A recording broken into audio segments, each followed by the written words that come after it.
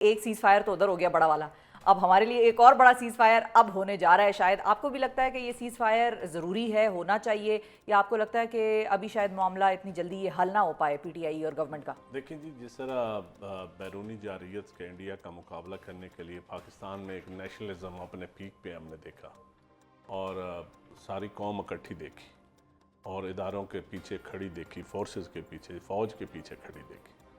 तो मेरे ख्याल है उस स्पिरिट को हमें कैश करना चाहिए, उस स्पिरिट को हमें आगे लेके चलना चाहिए और पाकिस्तान में रिकन्सिलिएशन की तरफ हमें जाना चाहिए।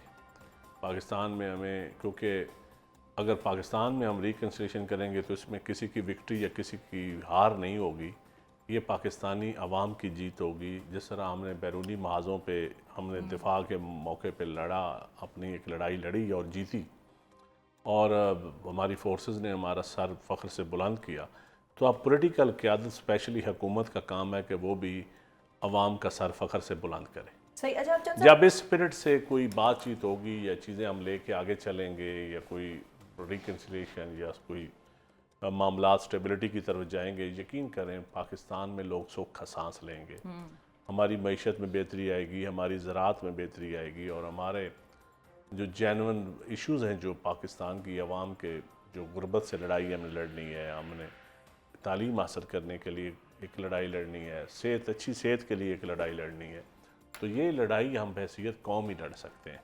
कोई एक सियासी जमात ये लड़ाई नहीं लड़ सकती, इसके लिए सबको मिलकर लड़नी होगी लड़ाई।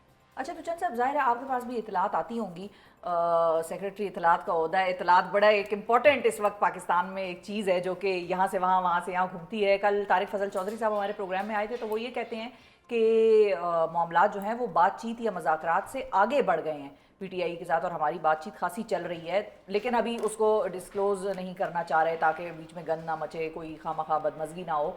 आपकी क्या इतलात हैं कि ये बैकडोर राब्ते कोई पीटीआई के गवर्नमेंट के साथ या देखिए जी, एस्टैब्लिशमेंट के साथ कुछ चल रहे हैं? मैं जो मेरी पार्टी की, अपनी पार्टी के अंदर जो डिस्कशन हुई है, मुझे बिलावल साहब से जो मेरी बातचीत हुई है, उस दिन प्रेसिडेंट साहब से भी मेरी मुलाकात थी, तो मुझे प्रेसिडेंट साहब ने भी बड़ा, उनका जो मौक़िफ़ था और बिलावल साहब के मौक़िफ़ से मुझे लगता था कि चीज़ें इंशाल्लाह बेहतरी की तरफ जाएंगी, और मेरा ख्याल है पीपल पार्टी ने भी हुकूमत को ये मशवरा दिया है कि, और तमाम स्टेक होल्डर्स को ये मशवरा दिया है कि मामलात दुरुस्त सिमत आइन की तरफ चलें, मामलात जमहूरियत को मजबूत करने के लिए, पार्लियामान को मजबूत करने के लिए, इस मुल्क में रूल ऑफ लॉ के लिए हमें उस तरफ लेके जाने चाहिए। पीपल पार्टी की तो ये बड़ी ओपन सी, और इस बिलावल साहब ने गवर्नर हाउस में जब अफ्तार डिनर पे आए थे बिलावल साहब, तो उन्होंने एक ऑफ़र की थी ओपनली कि हम इसके लिए सालसी करा देते हैं, बातचीत के लिए तैयार है। तो अब दुनिया में एक नौजवान लीडर ने अपना नैरेटिव दिया है जो दुनिया, पाकिस्तान में पूरी दुनिया ने तस्लीम किया है, बिलावल साहब।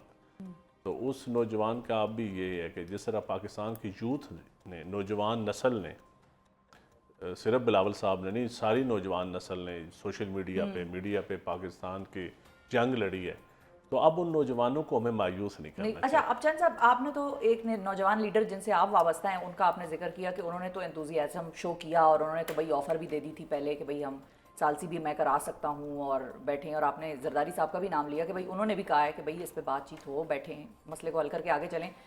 प्रॉब्लम ये है कि नून लीग जो कि इस वक्त गवर्नमेंट में है, उनको ये खदशा हो सकता है कि भाई खान बाहर आया, या मिसाल के तौर पे पीटीआई वालों को ज़रा स्पेस ज़्यादा मिली तो हमारा ही ना बोरिया बिस्तरा गोल हो जाए। देखिए, पॉलिटिकल इस तरह बोरिया बिस्तरा नहीं, अगर आपने मैनेजमेंट करके इक़्तिदार लेना है, यही रवश हमने पाकिस्तान में रखनी है, तो इससे में पाकिस्तान के लिए मुश्किलात आप खड़ी करेंगे, और जब पाकिस्तान की मुश्किलात बढ़ेंगी तो अल्टीमेटली हमारे डिफेंस पे असर पड़ता है, अल्टीमेटली हमारे इदारों पे असर पड़ता है। अगर हम चाहते हैं कि हमारी फोर्सेस, हमारे इदारे, हमारा डिफेंस सिस्टम, हमारी इंटरनेशनल जो हमारी डिप्लोमेसी है, हमारी सफारतकारी, ये एक इंटरनेशनल लेवल पे जाए, तो फिर पाकिस्तान के अंदर हमें गवर्नेंस मॉडल भी, रूल ऑफ लॉ भी इंटरनेशनल मॉडल के ऊपर लेके जाना पड़ेगा।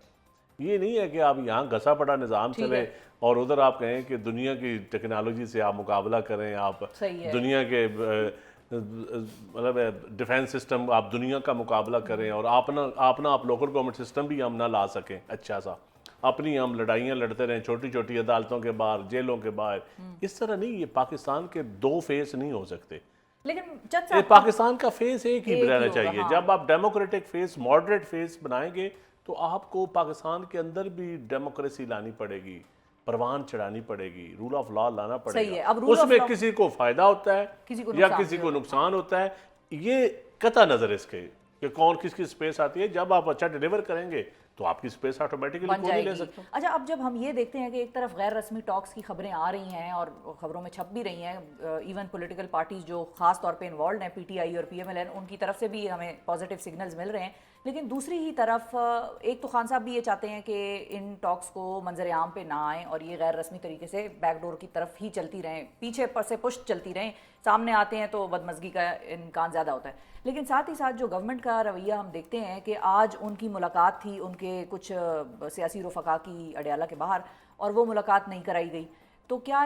टॉक्स इस माहौल में फिर कामयाबी की तरफ जा सकते हैं? देखिए मेरे ख्याल में अब मुलाकातें होना ना होना ये या जिस तरह कहते हैं कि पॉलीग्राफिक टेस्ट इमरान खान साहब का उसकी इजाज़त मेरे मिल ख्याल गई में है ये और टैक्टिस होते हैं, इसमें टैक्टिस होते हैं, ये टैक्टिस इस्तेमाल होंगे एक दूसरे को ज़ेर करने के लिए, एक दूसरे की नर्व्स की जंग होती है।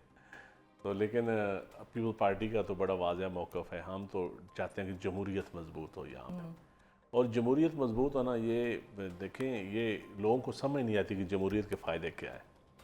अगर जमहूरियत के फ़ायदे देखने हैं तो दुनिया में जाके देखें, पूरी दुनिया, और हमारा क्या हाल है। लेकिन अगर ये टैक्टिक्स चलती रहेंगी चंद साहब तो फिर मेरे ख्याल टॉक्स का रिजल्ट कैसे मेरे मिलेगा? ख्याल ये टैक्टिस अब मेच्योरिटी का मुजाहरा हुकूमत को भी करना पड़ेगा और हुकूमत सबसे ज़्यादा बेनिफिशरी होगी इसमें। अच्छा, हुकूमत बेनिफिशरी है ना। अगर मुल्क नुकसान में कोई नहीं होगा। अगर मुल्क में स्टेबिलिटी आ जाए तो मुल्क में अच्छा निज़ाम चला हुआ है, और अगर इलेक्शन कमीशन की रिफॉर्म्स हो जाती हैं तो हम सारे बेनिफिशरी हैं।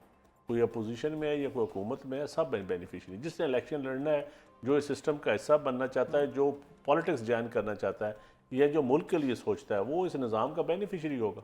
तो इस इशू के ऊपर पीपल्स पार्टी हुकूमत को पुश कर सकती है, जिस तरह नहरों के पीपल्स इशू पे तो पार्टी आप लोगों ने उनको बैकफुट पे डाल देखिए, दिया और मनवा ली अपनी बात। जब देखें, कुछ होता है कि हम इत्तेहादी के तौर पे या हम असम्बली के तौर पे हम अपना असूली मौक़िफ़ देंगे, लेकिन अगर कोई जमात हमें कहती है कि आप अपना पलड़ा हमारी तरफ डालें तो इस पे बातचीत हो सकती है, क्यों नहीं हो सकती। अच्छा, क्योंकि अब एक और पार्टी भी है यहाँ पे, पीटीआई की तो चलें ठीक है, गवर्नमेंट के साथ अगर बातचीत होती है, मौलाना फजल रहमान साहब तो उनके, मौलाना साहब से सबसे अच्छा तलक़ात तो बिलावल साहब के इस वक्त। लेकिन मौलाना साहब की ये भी एक डिमांड है, वो कहते हैं भाई नए इलेक्शन कराएं, मुल्क में बड़ी धांधली हुई है। तो अब मौलाना साथ बैठेंगे, देखिए जब बैठ के पीटीआई टेबल पे, बैठेगी, जब टेबल पे तो पीपल इन पार्टी दोनों का तो ये बैठेगी, मौक़िफ़ होगा कि तो भाई जो इलेक्शन की तरफ जाना चाहिए। मैं समझता हूँ जब सारी जमातों का कंसेंसस हो जाएगा, जब बैठ के बातचीत बंद कमरे में करेंगे और एक पब्लिक को अच्छी खुशखबरी देंगे, तो जो भी रिजल्ट होगा उसके बारे में वो बाद में फिर नजर आएगा। इस वक्त तो अच्छा, स्टार्टिंग पॉइंट क्या होना क्या चाहिए सराई, चंद साहब, मिसाल के तौर पे अभी जरा अगर कॉन्फिडेंस सीबीएम्स करने हो, कॉन्फिडेंस बिल्डिंग मेजर देखिए करना स्टार्टिंग हो, पॉइंट तो ये गवर्नमेंट को क्या करना चाहिए? पहली चीज, माजी और को भूलना PTI पड़ेगा हमें, और माजी में 9 मई आता है। भूलना पड़ेगा। अब 10 मई उससे बड़ा है।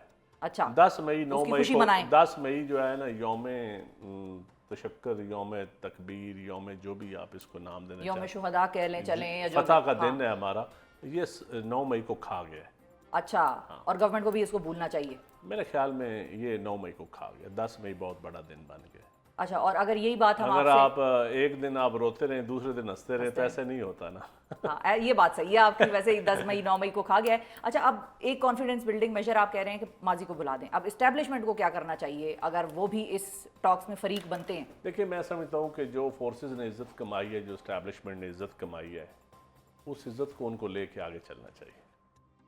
और इतनी कौम उनके पीछे खड़ी हुई है, अब उनको कौम के साथ खड़ा होना चाहिए, किसी सियासी जमात के साथ नहीं खड़ा होना चाहिए। और कौम की डिमांड है, जो कौम का फैसला है, इस्टेब्लिशमेंट को वो करना चाहिए। मैं एज ए पोलिटिकल वर्कर मेरी ये राय है। अगर हम चाहते हैं कि हम पाकिस्तान का बच्चा बच्चा नारा लगाता रहे अपने इदारों के लिए, जिस तरह लगा रहे हैं हम 1 महीने 2 महीने से, तो ये मोदी का शुक्रिया जिसने कौम को इकट्ठा कर दिया। ये हम कल से प्रोग्राम में कह रहे हैं। ये उस इंतहा पसंदाना सोच का शुक्रिया हाँ। कि हमने, देखिए पाकिस्तान तो दहशतगर्दी का शिकार है ना, हम सहूलतकार तो नहीं है। और आज की हमारी जो इस्टेब्लिशमेंट है ये भी सहूलतकार नहीं है। तो अब पुराने का हिसाब इन्होंने तो नहीं देना ना, वो तो पुराने फैसले पुराने लोग कर गए और वो कर गए। पॉलिसियाँ चली हैं, हमें नुकसान हुआ या फ़ायदा हुआ, जो अच्छी पॉलिसी है हम उनको अप्रिशिएट करेंगे, जिस पॉलिसी से मुल्क को नुकसान हुआ है उस पर आज हम तनकीद कर रहे हैं, हम भुगत रहे हैं। जो अच्छी पॉलिसीज हैं हम उनको दुआ दे रहे हैं। शहीद भुट्टो एटम बम दे गया था, कदीर खान शहीद बीबी मिसाइल टेक्नोलॉजी दे गई, तो आज हम उनको दुआएं दे रहे हैं